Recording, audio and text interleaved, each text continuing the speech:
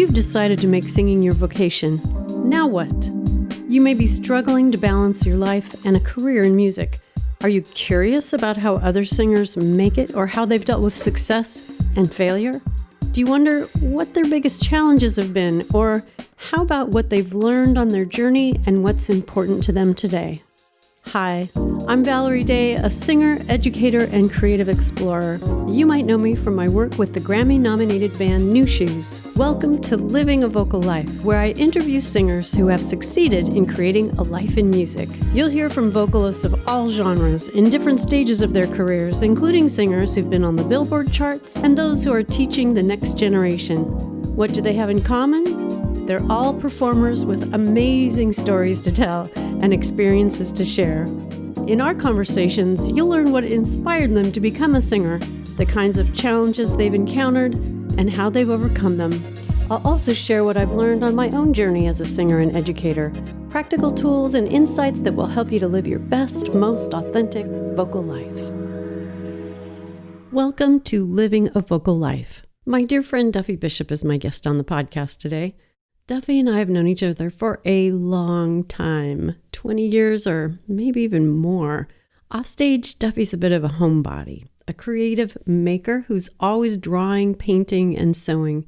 You notice her when she walks into a room, not because she tries to draw attention to herself, but because of the way her eyes light up with love when she greets you. This quieter demeanor makes it easy to forget that the woman is an absolute powerhouse when she takes the stage. Her voice and presence are huge. You can't help but be drawn into her every move, riveted by the raw emotion she transmits through the music she makes. Her humble nature belies the fact that she's won a bevy of blues awards. She was named Best Female Vocalist and Entertainer of the Year by the Northwest Area Music Association and the Washington Blues Society. The Cascade Blues Association named her Best Female Vocalist for 5 consecutive years, eventually renaming the award the Duffy Bishop Female Vocalist Award. She's a member of the Washington Blues Society Hall of Fame, the Cascade Blues Association Hall of Fame, and the Oregon Hall of Fame. Duffy's a lovely human being, and I'm so grateful for our friendship. I'm excited to share our conversation with you.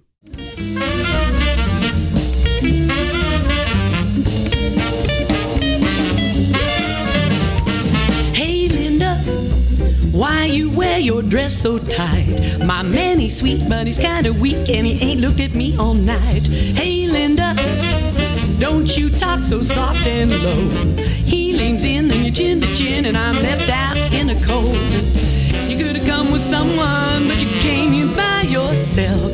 If you want conversation, go converse with someone else. Hey, Linda, just stop messing with my guy. The boy's no crumb, but he's kinda dumb, and you got that look in your eye.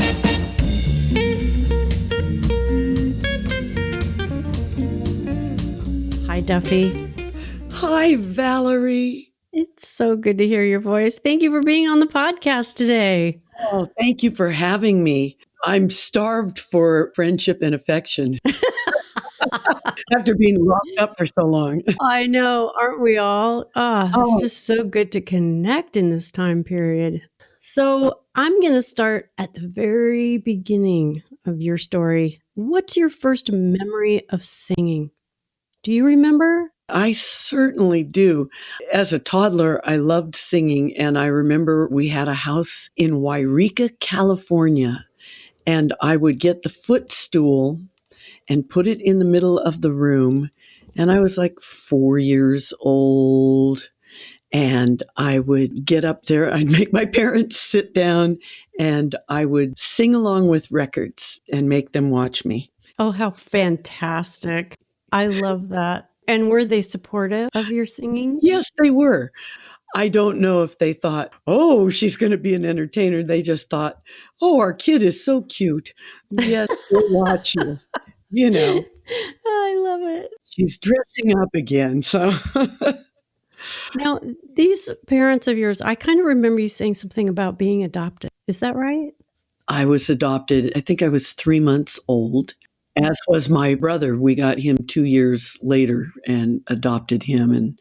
But mom and dad both told me from the time I was old enough to understand that out of all the babies in the world, they picked me. And I always had this picture in my head of them going through the supermarket with a basket and squeezing baby heads. And I don't know why. That's just how it translated to me. And I thought, why would they pick a bald-headed baby? Because I didn't have hair for a long time. So, Oh, I love that. That's such a great image. Of course. Well, if you go pick something out, you're usually at the store, right? That makes total sense. that's right. You're like, look at that cute cabbage over there. We're going to take her home. God. Oh. So did you ever get a chance to meet your biological parents? And do you know if they were musically inclined? I made a connection and have been close to my birth mother and my sisters and family for a long time. And my birth parents got to meet my birth mother and my sisters. And, what a beautiful thing that is. Let's go back a little to around the time that you were in 6th grade. You were in a band called Effervescence. Yes. And I love the story around the name of that band or the name of that singing group and how you decided you had to change it. Why did you have to change the name? Well, I thought it was great because I'd always heard that people that were exciting had effervescence. So I picked it out, and it was 3 of us little girls. And I played guitar a little bit, but I thought, well, I'll be the bass player. And I made the other girl be the guitar player, and the third one probably beat on a bongo. I don't know. I looked up effervescence in the dictionary, and it said bubbling laxative. That's not a good name. That's not a good branding thing for a band. So you were born in Reading and you grew up with these wonderful parents who were super supportive in every way about your singing and everything you did, it sounds like.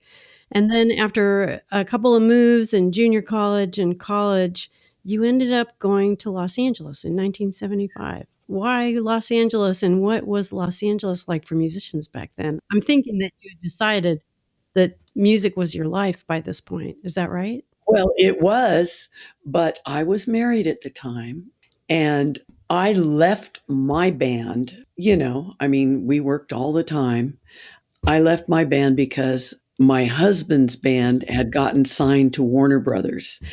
He was in a band called Barrel House, really good band. And my ex was the drummer for that band. So they got signed by Warner Brothers, and they were all excited, as people are. And we got down there, and of course they were given a bunch of money and put in the studio. And then the company wanted to change their name, and they changed their name to Hotcakes. Got them on a kids show. Oh boy. I got to know some people at Warner Brothers, and it's one of those things, where they shelve you for tax purposes and write you off. And by then the guys have spent their money, and some of them, my husband had gotten a pretty good drug habit going. And So where does that leave you in the midst of all this? yeah.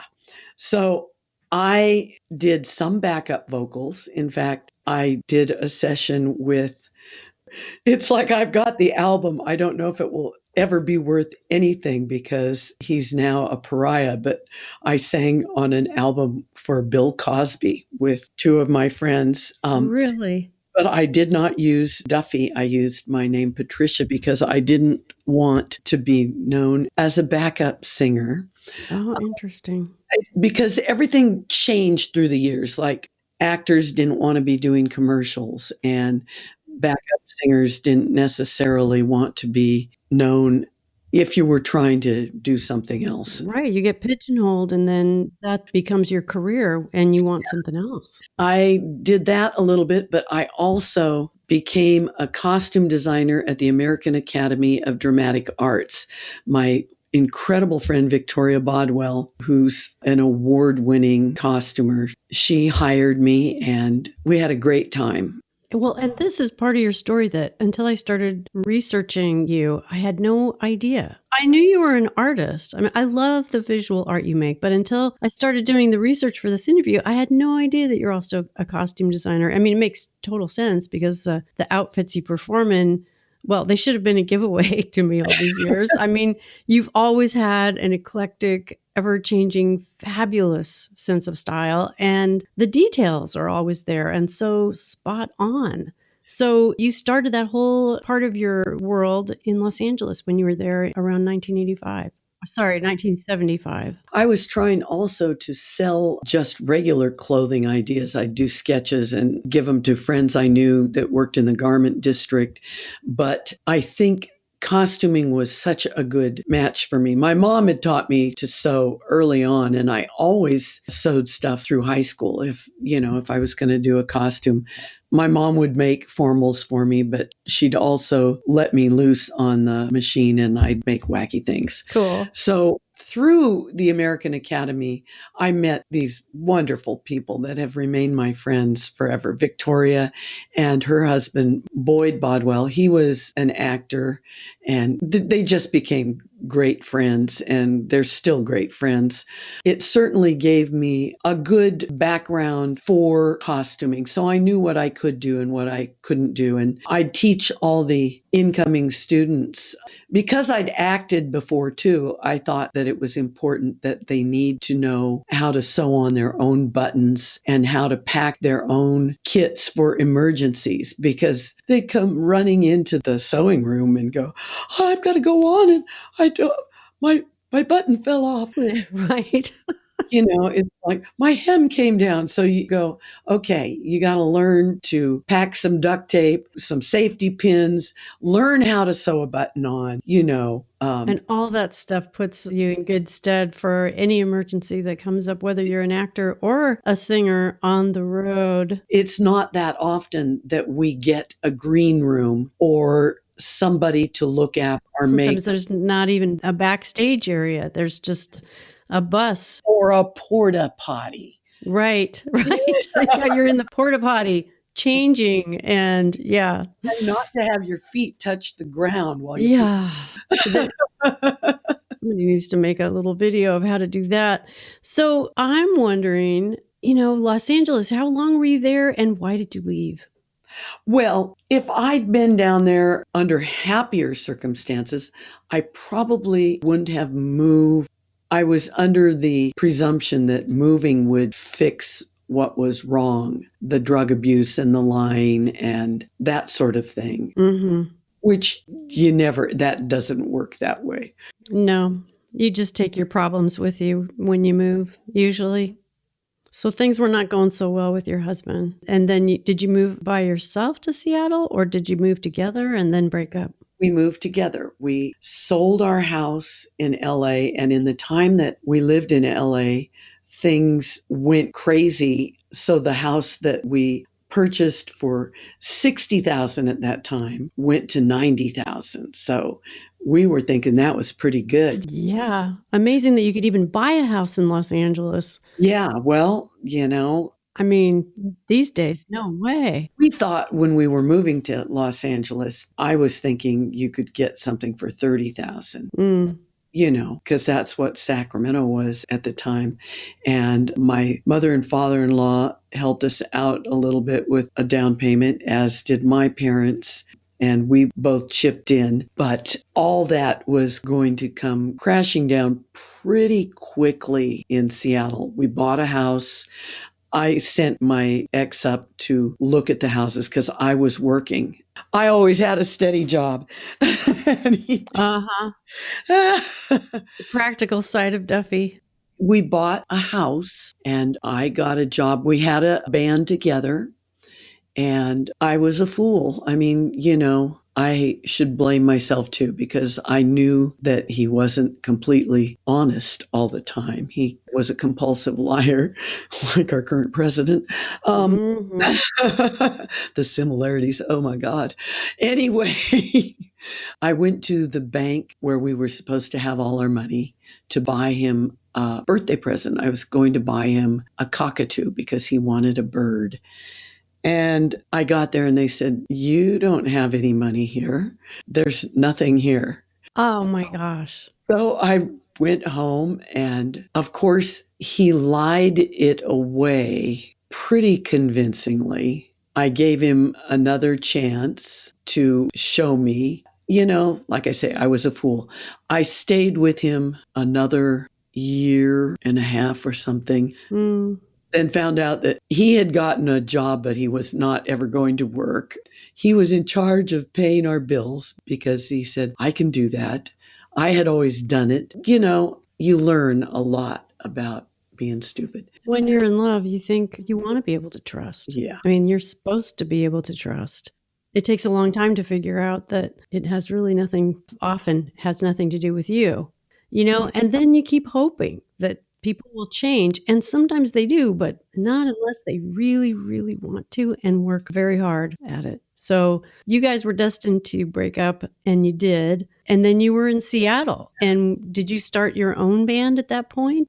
Well, I had to maneuver getting a new place to live because he had never made any house payments. And I had put him on my credit cards that I had had since high school. And so I was now in much debt and had no credit.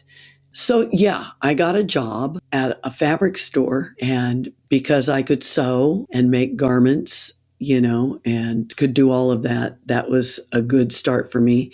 I did theater for a while and cabaret groups. My first job in Seattle was designing hats for a company called Favril, where I met even more great friends that I still am friends with. Having that experience of being so betrayed, how did that affect you moving forward? I mean, it had to have affected you. Well, it makes you super cautious, but I also knew that it's not all men and it's not all people. It took me a long process to get through to where I was good. You don't own me. Don't tell me what you think I should wear.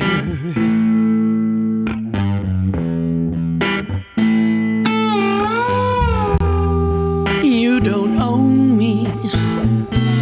Don't tell me how I should wear my hair.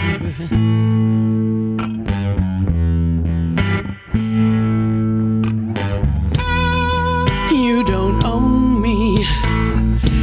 Don't say I can't go with other guys. You don't own me. I'm not just one of your little toys. Don't tell me what to do. Don't tell me what to say. When I go out with you, don't put me on display.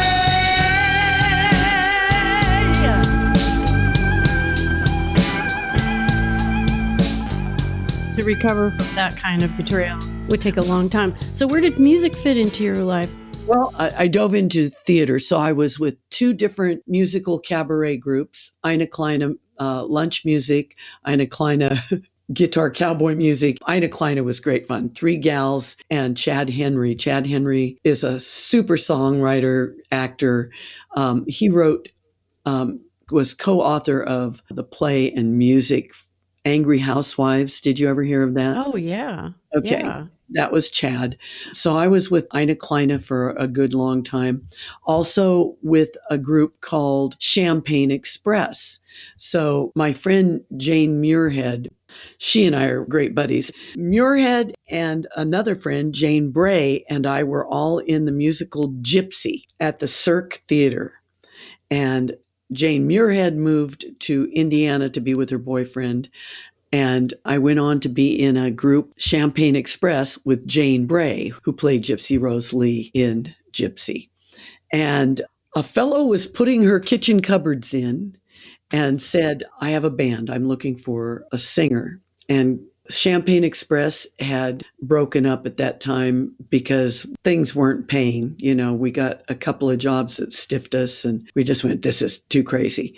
So Jane gave me the name of the guy putting in the cupboards. She said, they have a band, they need a singer. You should go and audition. So I called and made an appointment to audition with Cool Ray and the Shades. Great name. And Tom Tilney is the gentleman that was holding the auditions up on Queen Anne Hill. And I drove up there and went up to the steps, and there's this redheaded, bearded guy sitting on the steps. And he says, "Who are you?" And I said, "My name's Duffy." He goes, "My name's Duff." "Oh, well, hi, Duff." He goes, "Are you here to audition?" I said, "Yeah." He goes, "Well, I guess I know who's going to be the next singer." He just was so impressed that we had the same name. That's So funny. he was just their friend sitting out front greeting people. So we walked in and he goes, "You guys, this is Duffy and she's here to sing."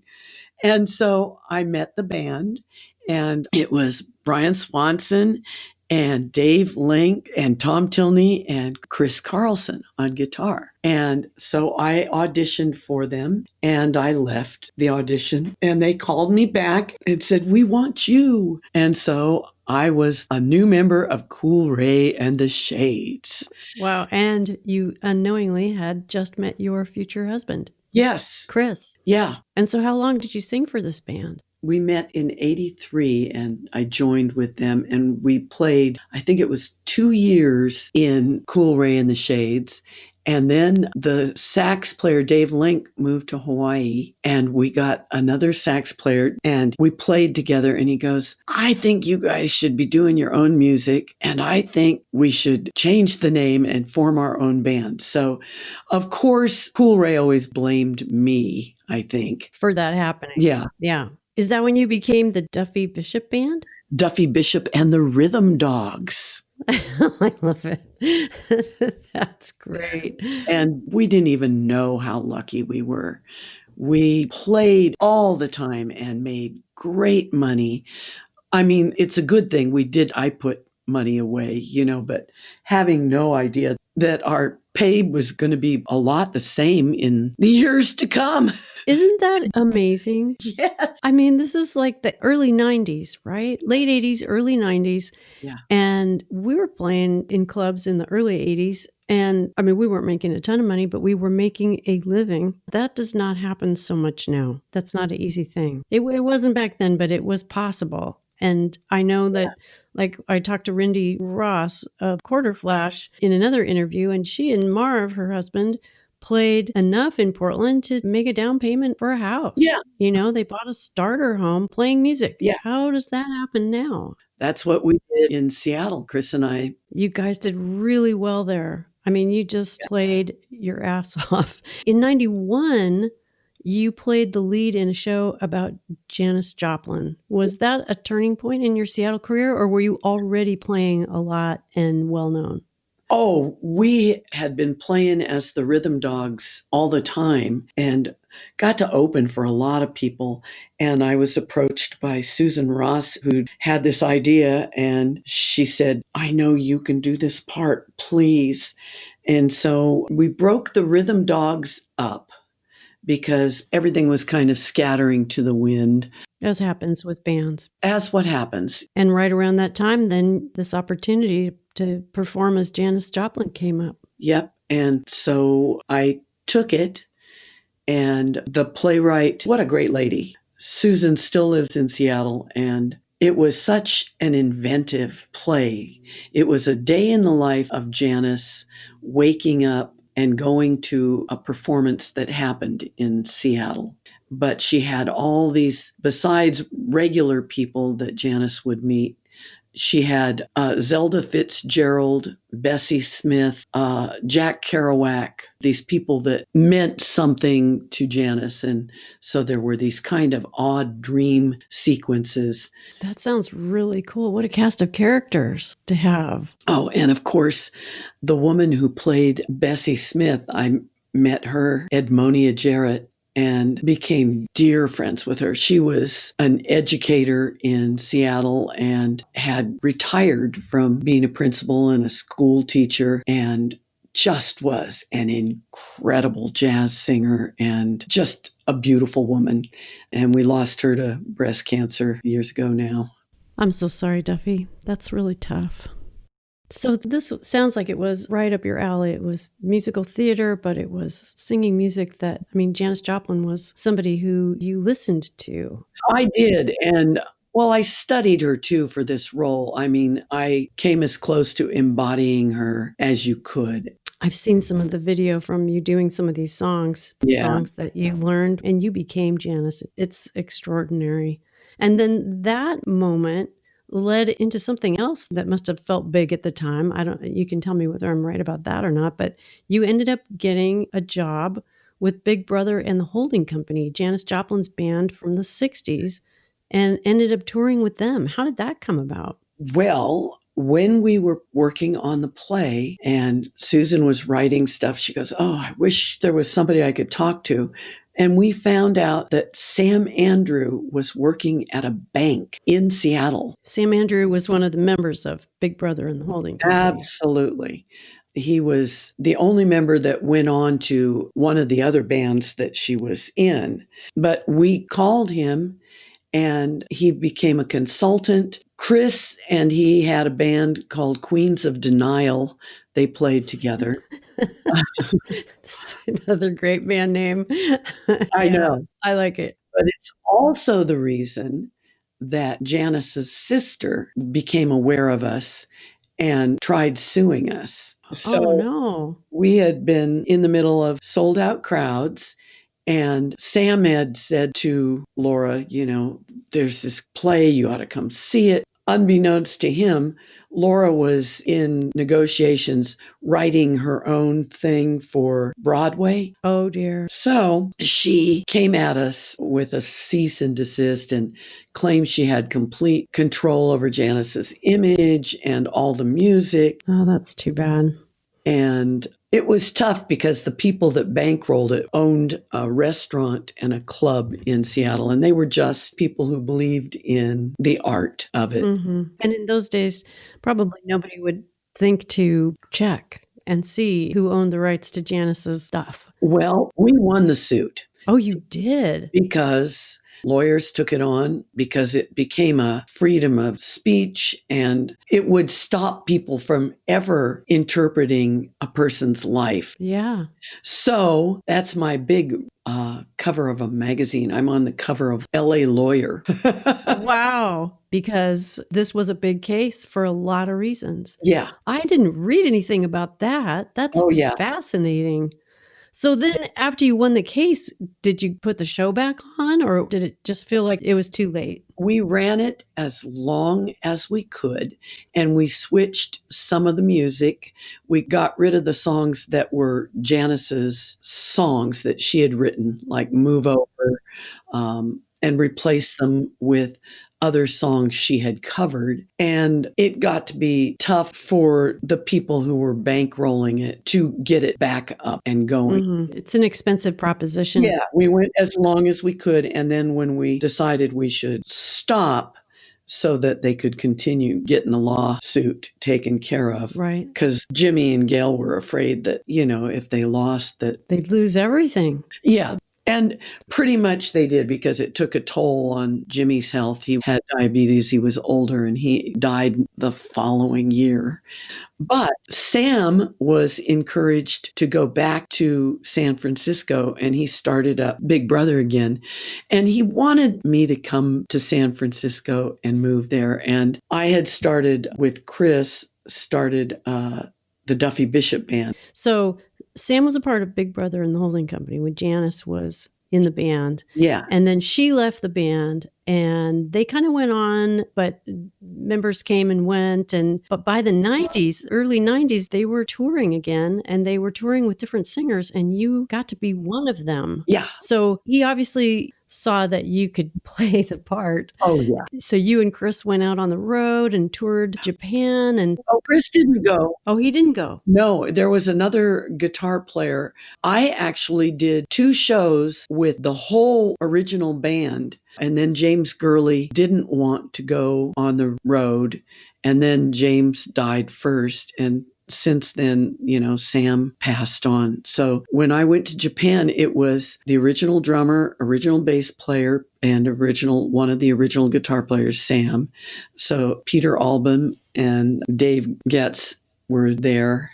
I wanted to go to Japan because I figured it's not the same as, being a singer. Anytime that somebody gets it in their mind that you sound just like someone, that's what they think from then on. Yeah, that's true. So Japan was cool, but you probably didn't want to keep doing the show in the States because then you're just the Janis Joplin sound-alike. Right. And you wanted to have your own sound. Yeah. So in 1994, you married Chris and I did. And moved to Portland. Why did you move to Portland from Seattle where you guys were doing so well in the clubs? I liked Portland. Seattle was getting so big and so cold. Part of the reason I thought I was moving south where it was warmer, going to be warmer. I'm serious, A little, but not much. No. But in its defense, it's not as maritime gray. Right. But I really thought there'd be less of the gray. I didn't realize how much I was affected by that. Now that you live in Florida, you've kind of taken care of that, haven't Oh, you? God, I love it. And if it rains here, I'm fine because it's warm and you go out and it's dramatic. It's not that chill to the bone kind of rain that we have here. But I miss Portland. I know. Great musicians, beautiful nature. Portland is a gorgeous place, but it too started changing from all the ways that we fell in love with it. Like the height requirements on buildings were all of a sudden changing and how they infill with housing and the gentrification constantly ripping down old neighborhoods where people were displaced. So in Portland, you guys continued to do well, though. You shared the stage with an amazing lineup of music greats: Roy Orbison, John Lee Hooker, Lou Rawls, Etta James, Ruth Brown, Bonnie Raitt. What did you learn from watching them both on stage and off? Well, I had such adoration for, and I get very shy. So some people just dive in and talk and get a lot that way. I stand back and kind of get tongue-tied and just tell them how much I love them, the ones that know who they are and what they are aren't afraid to be kind to somebody else and give them encouragement. Lou Rawls was so kind. He just blew my mind. He came up and he said, "Oh, that was a really wonderful set." He didn't have to say anything. Ruth Brown hugged me and she said, "Girl, you got it all going on." Her hug and those simple words meant everything to me. Yeah, especially when they're said with such love and authenticity. Yeah, I think sometimes the older and wiser performers are just like that, Mm-hmm. They're survivors, right? I mean, they've seen so many things. Yeah. Yeah, that makes them more gracious and able to give away that kind of encouragement. Absolutely. Because they know how hard it is to do all of it, Yeah. And that's all you need is a little bit of encouragement sometimes to keep doing this thing that we love. So speaking of being a survivor, you're a survivor in more ways than one, too. I mean, you had breast cancer when you were only 32 years old, polyps on your vocal cords, deafness in one ear. Yet you just keep going, Duffy. Did you ever want to give up when your body let you down? I was afraid that I wouldn't be able to, that I wouldn't get stuff back enough to sing. You were very helpful as a vocal coach. It's so frightening when anything goes wrong with your throat. And I went to Tom a long time. And Tom's my teacher that taught the method that I taught you. Yeah. And he finally suggested the doctor that I went to and said, let's go see if anything's happening to get rid of these polyps. Well, it wasn't just polyps. I had a burst cyst underneath my cords. So I was so fortunate that my doctor was so good.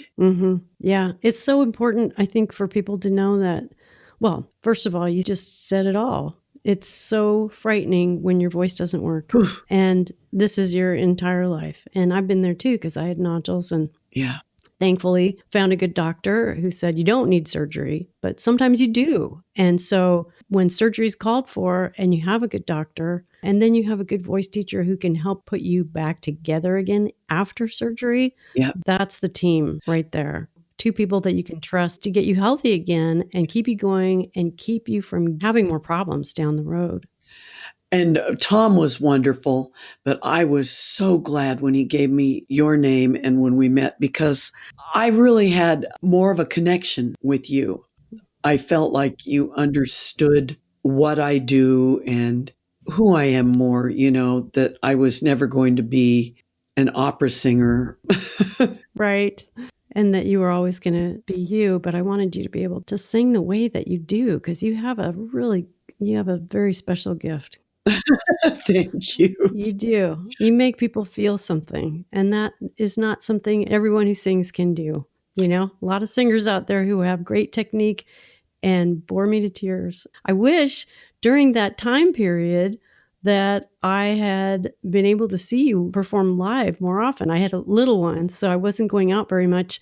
And the internet wasn't really a thing back then. So I couldn't see your performances. And it's been amazing to go online now and see the way that you are with people in the audience. You are an incredible take no prisoners kind of performer. I mean, I think Ellen White said Duffy's presence is more like an event. And what was it? Bo Diddley said something like, she's dangerous. That's right. You are big on stage, and it's been so great to get to know you off stage too, because you're different. Yeah. I mean, I know you as a quieter, thoughtful, more introverted person. And so I would love it if you would talk about the two Duffys. And do they get on with each other? How do you reconcile those two parts of yourself? The thing that's, you keep pushing yourself when you like to perform, but there are those times, certain times that you think, I don't know if I'll ever get beyond this. After my throat surgery, the doctor said, oh, you'll be good in 10 days to a couple of weeks. That's what he told me. And I had this concert that had been booked way ahead of time in Tacoma at a big arena. Oh, God. And I went out there that day and I sounded like Minnie Mouse. Mm-hmm. I couldn't sing any of the low notes, and I was in tears. It was packed. Oh, that's horrible. Yeah, when those doctors say you're going to be good in X amount of time, he'd probably never heard you sing. He had no idea what kind of stress those vocal cords are under when you do Duffy, when you sing as big as you do. I can't believe that. Well, poor thing. I couldn't do anything. It took 2 years, I feel, to get my voice back to where I had control of it. And then the years of maturing and your body changes with each thing you go through, medications, aging. When I got the acoustic neuroma, the tumor that took my hearing, I thought I'm never going to be able to sing on stage because I won't be able to hear. I won't know what's going on without being able to hear in both ears, because you lose your direction. And It's amazing how your brain compensates and how just doing something and working at it. I never think of it now. Really. You've totally adjusted to just being able to hear out of one ear. Now, do you use anything special on stage? Do you use in-ear monitors now? Or have you just adjusted to using monitors on stage? Do you wear something to protect that ear that you still have left? A lot of times we don't have good monitors. I mean, I learned not having good monitors. When I do have a monitor, I don't want anything in it except my voice. And, I don't need two because I'm not hearing out of that other ear. Right. So you make it work. You make it work with what you have. Yeah. That's incredible. Yeah, you just keep on going. The thing that I love watching you do on video is take that cordless mic out into the crowd and interact with people. I mean, for somebody who's shy, you just really rock the crowd and people love it. I can always tell.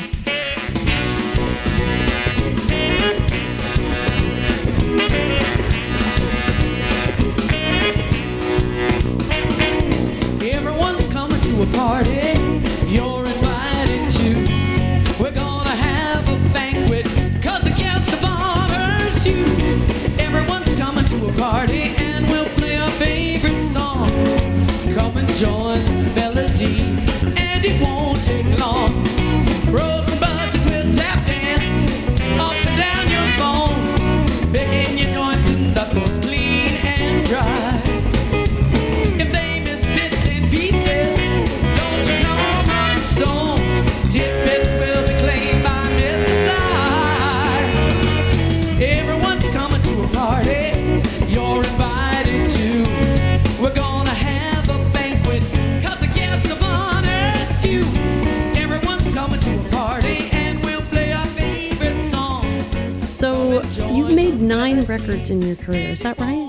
Yeah. At least. Yeah. Besides other people's records you've probably been on. I mean, Yeah. but how do you approach recording versus live performance? Because you're such an amazing live performer, I'm wondering if it's difficult to capture that kind of energy in the studio. I think that has a lot more to do with the engineer, and you learn through the years, because I think my favorite way is for everybody to be in the room recording live, and then they'll put me enough far away so it doesn't bleed through, and then if there's something good, I'll keep it. If not, we go back and redo it. Is that because it's more like a live performance and you feel like you're connecting with the musicians? I like to see and feel the energy, the connection of the musicians, Mm-hmm. because I like to make eye contact and joke with them and egg them on, and All of that good stuff. yeah, Yeah. so that we're one big amoeba. Right. The interaction is what can make a performance really work. Yeah. And then you were talking about the engineer being a part of it. Is that because it's how they talk to you? Is it their kind of bedside manner that it's important? It's very much like when you get somebody who knows, who respects you and is willing to try your ideas and doesn't talk down to you. Mm-hmm. And responds to the take that you just did in some kind of way. Yeah. That's positive. When we went out to New York to make our first record for Atlantic, we were in the Atlantic recording studios, which is kind of a historical spot to be making a record. I was very intimidated. And I hadn't really done all that much recording. And the engineer in the studio had done a gazillion records. And so when I sang my part, I could just tell he was bored. It was awful. I mean, it was just, maybe he wasn't bored. Maybe he was just doing his job. But, that energy that I needed at that point, especially in my life, to feel good about myself behind the mic, it wasn't there. And then later on, many, many, many years later, I've been blessed to work with some engineers where their bedside manner, just the way they talk, but, well, that was great. Let's do one more. I think you can beat it. Really, that helps, I would say. I'm not saying the bad things about it, just saying, wow, I really like what you did there, but I think you could do it one more time. Yeah. And not ever saying, could you sing that more like, and then naming some singer that they like. Right. That never works. Oh. That's not pulling the best out of the singer there. No way. I mean, all the engineers I've worked with have been men, and they don't do that to male performers, but they do that to a woman performer. Not all of them. I'm saying that there are. But that's been obviously done to you. Yeah. And I get my hackles up. It's that equality thing. Yeah. And sometimes people don't even realize they're doing it, but it's there. It's in the mix, so to speak. You just stand over there, little missy. It'll be fine. Right. Yeah. Little lady. In 1998, you joined the circus, kind of. So both you and Chris were hired by Teatro Zinzanni, which is a circus dinner theater that performed in San Francisco, Seattle, and Europe, right? Well, a different one in Europe. Palazzo was in Europe, but the original Teatro Zinzanni was in Seattle, and Norm Langell had gone. Who's Norm Langell? Norm Langell was the creator of Bumbershoot. Huge Seattle festival, right? Right. And he also was inspired to do Teatro Zinzanni. He saw Pomp, Duck, and Circumstance, which is a European Spiegel tent show. And Spiegel tent means tent of mirrors and light. Oh, cool. These beautiful little theaters are made to completely collapse and go city to city. They're all tongue and groove wood and beveled mirrors and crystal and velvet and stained glass. They're really beautiful little jewel boxes. And so did you get to perform in one of these as Madame Zinzanni? Yes. So they called me in Portland and said, our Madame has just left. Norm thought he would try putting the show on for 3 months in Seattle. And Ann Wilson was playing. She was actually, at that time, she was playing the Heart? That Ann Wilson? Yeah. Okay. Yeah. Wow. And I read that Thelma Houston and Joan Baez also played this one. Yes. Oh my gosh. And Liliane Montevecchi that just passed away 2 years ago. Liliane was the original Irma La Douce on Broadway. Oh, wow. So he thought you would be a great Madame Zinzanni. They called me to come and audition in Seattle. I was living in Portland, to see if I could do the chanteuse part. That's what Anne was doing. So I started out, I went and I was so nervous. I auditioned in Norm Durkee's living room for Norm Langell and Renee Duff. They were the three that were the producers of Teatro Zinzanni. I can only imagine how intimidating that was, especially when you knew that these other famous singers had been in this role before. Oh, the only one that had been in it so far was Ann Wilson. Oh, okay. So Thelma and Joan Baez hadn't played it yet. They came after me. Awesome.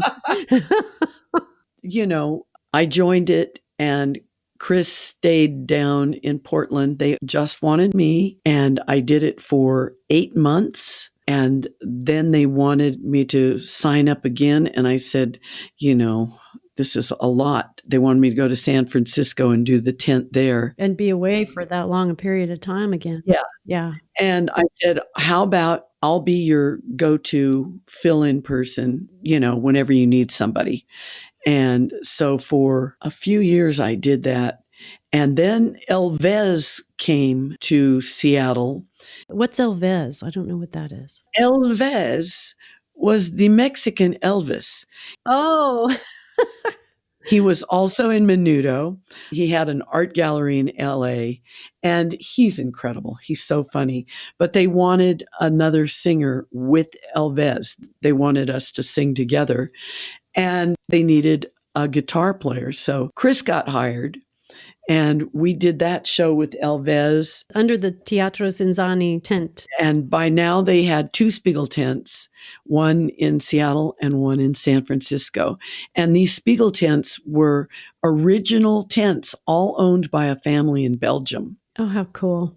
Well, so that must have changed your whole life. First of all, normally when you're gigging and touring, you're in a different city all the time. Yeah. So going to one place and being in one role for that length of time must have been kind of cool. It's really wonderful. And the people that I've met, the dozens of aerialists and contortionists and tap dancers and magicians and board balancers and chair balancers and drag queens and dominatrix who also does a little girl act.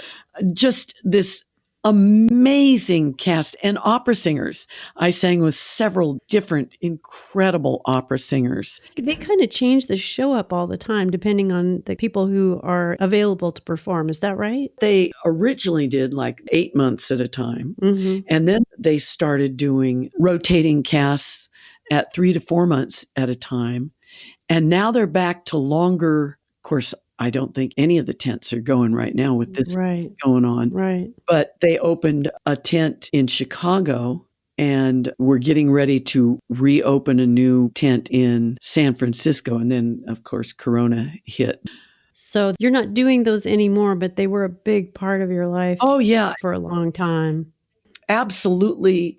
Met Diane Reeves and Thelma Houston and, Joan Baez, my God, and Lilian Montevecchi. And there's so many incredible people that are family, another family, babies be born and hanging around the tent, and people that we still keep in contact with in Germany and France. And what a wonderful life. Perfect for you with all of your costume experience and your cabaret singing and your way with audiences. I can see why they kept hiring you back. In 2010, a documentary was released about you called Who is Duffy Bishop and Why is She Not World Famous? And it was shown at the Mission Theater here in Portland, and I was there. And I remember thinking how crazy it was that you'd studied voice with me for all those years, and yet I knew so little about your career.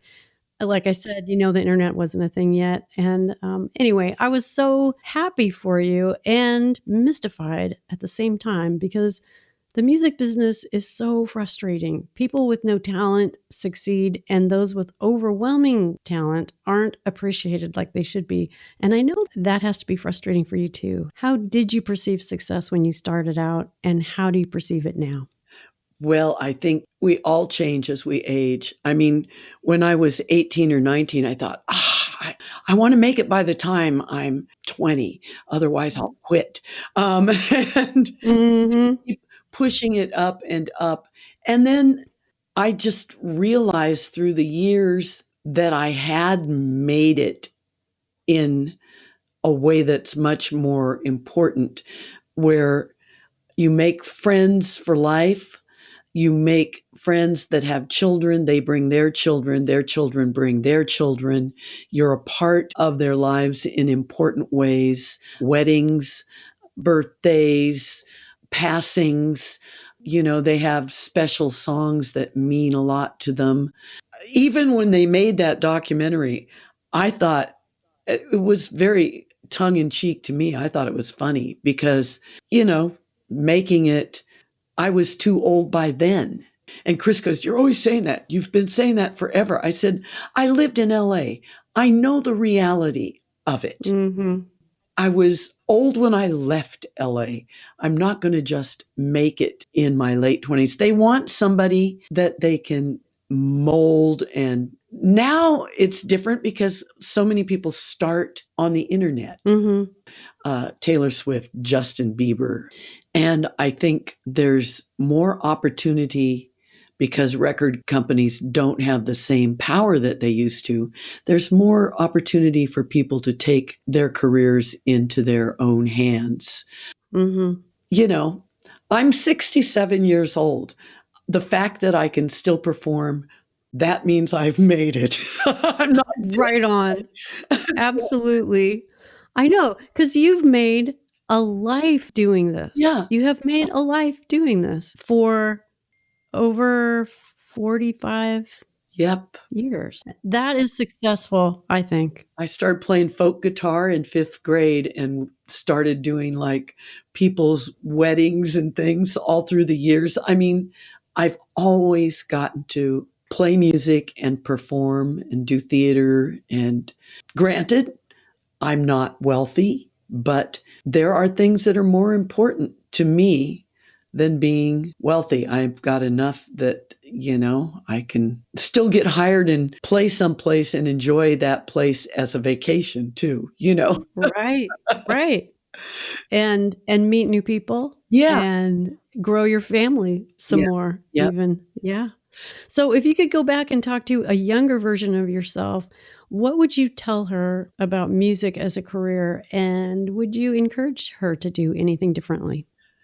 I wouldn't encourage anybody to do anything differently because we do what we do that takes us where we are. And I always had the yes or no to things that I didn't want to do. Explain what you mean by that. Well, in LA, one of the engineers wanted us, the three girls, to be more available for dating. And I said, okay, if this means that I'm not going to have an opportunity, then that's fine. Not going to do that extra anything to get the gig. No. And I don't feel the pressure to do things that I did when I was younger. Like, well, if I don't do that, are they ever going to call me again? Thank God for that, right? There are some things about getting older that are helpful. And beautiful things that happened along the way. So you have a new record out. It's called I'm gonna do what I want. I'm gonna do what I want. I'm gonna do what I want. I'm gonna do what I want. Nobody's gonna tell me I'm gonna do what I want. I'll eat spaghetti for breakfast. I don't care if it is a sin. For dinner I'll get all the ice cream I want, but I'll never eat a lima bean again. I'm gonna do what I want. I'm gonna do what I want. Nobody's gonna tell me I'm gonna do what I want. And it's been 6 years since you released your last album. Yeah. Why make another record? What made you feel like going in the studio again? Well, we always want to make records. So we picked this time in the height of I know. Oh, all of the poor people who decided to make records to release this year. So we're playing with great musicians and we're writing, and we just wanted to go in and record together. Mm-hmm. It's like taking a snapshot of the moment, right? Absolutely. I mean, I'd love to record all the time, but we're always paying for it ourselves and then trying to figure out how we're going to recoup. How to recoup. We figured Exactly. we had a plan. This is good. We're going to release this record. And we went to Journey to Memphis and performed and came back. And our drummer, right before going to Journey to Memphis, our drummer had a medical emergency with, Oh, no. his legs were going numb. And he had to have a bypass in his thighs, in the major arteries. So he was out for that contest and was out for when we got back. And then the coronavirus came. Wow. And our bass player is a respiratory therapist. So we've been on lockdown, and hence the online release. We were going to release it months ago. And then tour, because you guys play a lot. Yeah, you come back to Portland, you go all over the place in the summer months. 6 months of gigs have been canceled because of the virus. Yeah. And what's amazing is that you guys are still performing. I mean, during this COVID-19 time, you and Chris have continued to entertain us all every Friday night on a live Facebook concert from your home in Florida. And you don't just show up in your bathrobe and slippers. I mean, you guys make different backdrops and you have themes and you do teasers to let people know about the next show. It's a ton of work, but you seem to be having a great time. What do you love about making music now? And how are these shows? I don't know. What's it like to do online stuff in this time period? I have to say, too, that this week we took off because I knew I was doing this show, and we did some other online announcing for some things that were coming up. So after 14 shows, we took 1 week off, and then we'll go back to it next week. But 14 weeks in a row. Wow. Way to go. And coming up with the promos has been fun. So we're starting to work on that in our brain again because, we're grabbing stuff that we have around the house and I make stuff as props and costumes. One of my favorites was olive oil and Popeye and the things that you made to fit on Chris's arms so that they look all bulked up like he was a sailor man. Sailor hat and everything. Killed me. You guys kill me. I just love it. So this is a very strange time, but there have been a lot of tough times in your life. What gives you hope? Other human beings that are kind and loving, like-minded human beings. I have to believe that there's a lot more good people than bad, and that even though we learn slowly, we eventually learn and we can change social injustice and we can make this a more beautiful world. We can have regard for our environment and our fellow mankind. We can even the playing field and help those that need help. It's crazy that, is it Jeff Bezos that's going to be the first trillionaire? Yeah. And I'm just thinking, this is insane that there is so much money out there, and yet somehow it's not going to places that we need. Education, beautiful centers where kids can go after school to either get tutors or play games or learn a profession or be mentored by older people.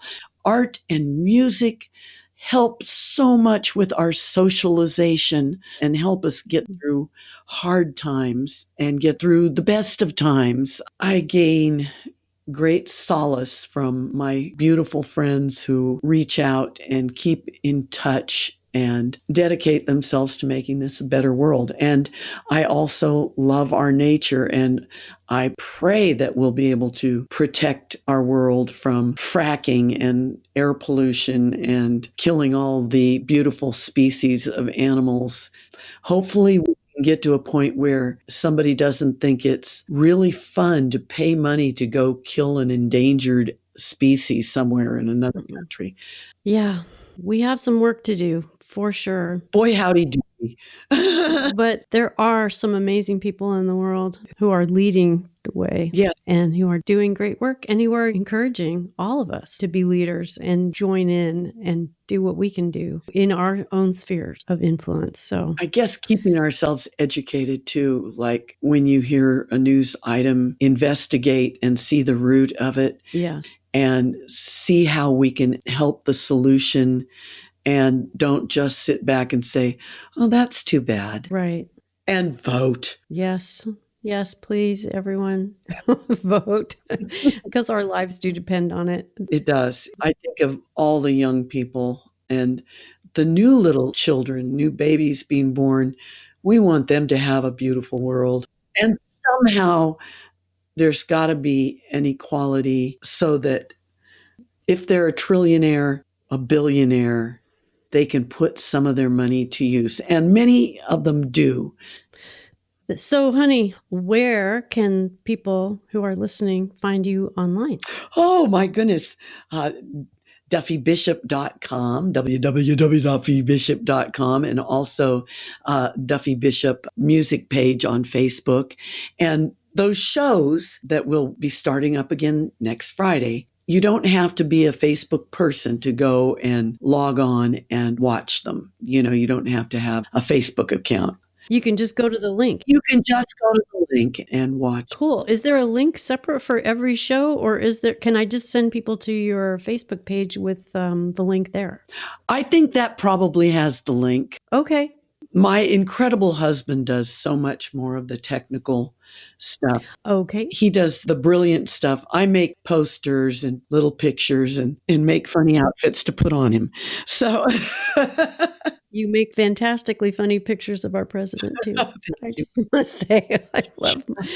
So, Duffy, it has been such a pleasure talking with you today. I could talk with you forever because you're my kind of gal. So thank you for being on the podcast and for being a bright light in the world. I love you. I love John. I love Malcolm. You've got a wonderful family. I'm glad you're doing what you're doing because you too encourage women everywhere. Aw, thanks. That's it for this episode of Living a Vocal Life. You'll find complete show notes for this episode, videos of Duffy performing, and more offerings for singers at ValerieDaySings.com. I'd also love to hear from you, so please let me know what you found useful in this conversation and what you'd like to hear more of in episodes to come, right there on my website or on Facebook and Instagram at Valerie Day Sings or Twitter at Valerie Day. If you like what you've heard, consider sharing with a friend. You can also subscribe on iTunes or wherever you go for podcasts. Better yet, leave a review. The more reviews, the easier it will be for other singers to find it. Before I sign off, I'd like to tell you about a project that I've been working on that I'm really excited to tell you about. It's an online course called Becoming a Singer. This is the course I would have loved to have had when I started my journey. It's also the course I wish I'd had to give my students during the 20 years I taught in my private studio. Becoming a singer will prepare you to step out on stage with confidence and purpose.